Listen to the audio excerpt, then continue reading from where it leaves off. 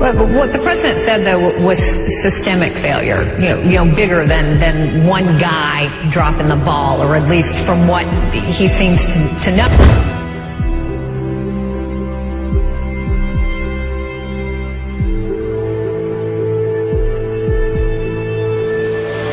And new concerns tonight about a popular procedure, the CT scan. The test uses radiation to see inside our bodies, and its use has grown dramatically.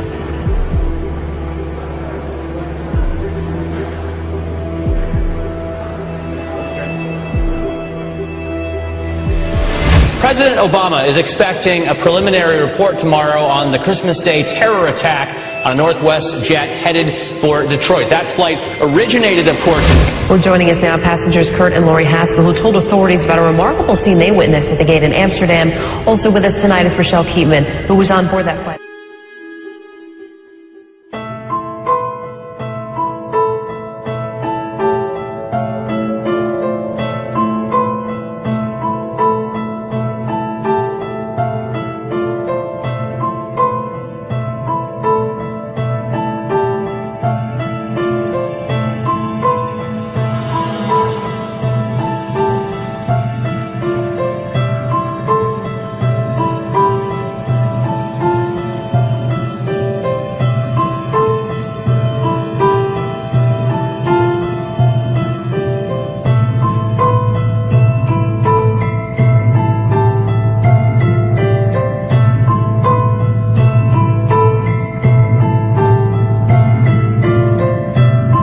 Walk us through what you saw in Amsterdam. Sure. Lori and I were sitting near the boarding gate, sitting on the floor. There weren't any seats to sit in.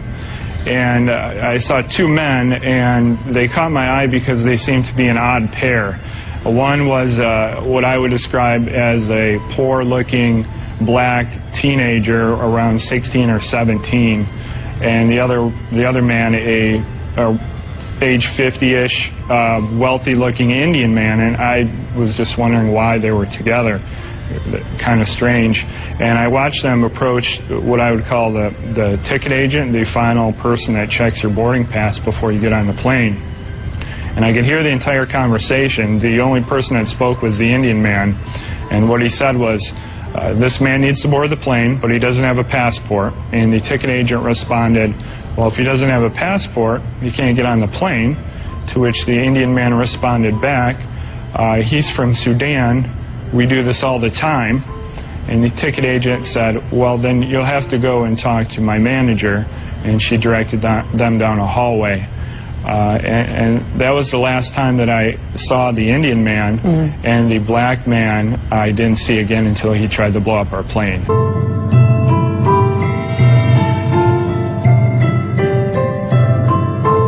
When we talk about screenings at the airport and other protective mechanisms along the way, what should we be doing that clearly we're not? Well, Campbell, the strategy recognizes that there's always going to be human error in any system. You can't count on perfection.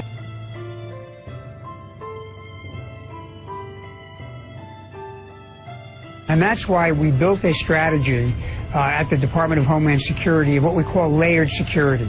A number of different layers, so that even if one fails, another one gets picked up.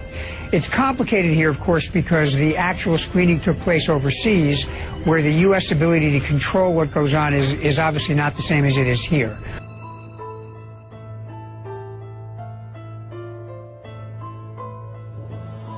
But there are a few things we could do to make things better. First, we could deploy the scanning machines that we currently are beginning to deploy in the U.S. that would give us the ability to see what someone has concealed underneath their clothing.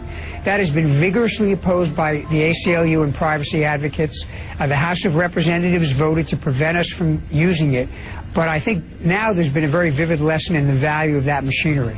Okay, can I stop you there for a second? I know you've been an advocate of this technology for a long time. Correct. But just in the interest of full disclosure, I also want to point out in your current role as a security consultant, you are representing some of the companies who manufacture that technology, correct? Absolutely correct, yeah. Okay.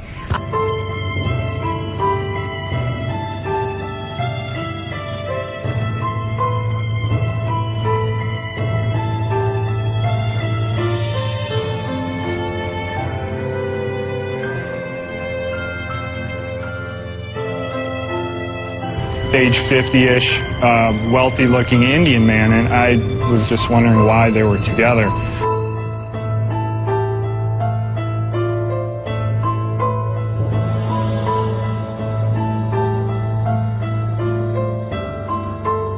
And as you can imagine, as a result of that, makers of security devices and biometric technologies soared today in global trading. Here you can see ICX Technologies up 35%, L3 Communications up 1.5%, and OSI Systems rising as well. Here 10%, all rising as the push for full-body scanners at airports continues to gain momentum.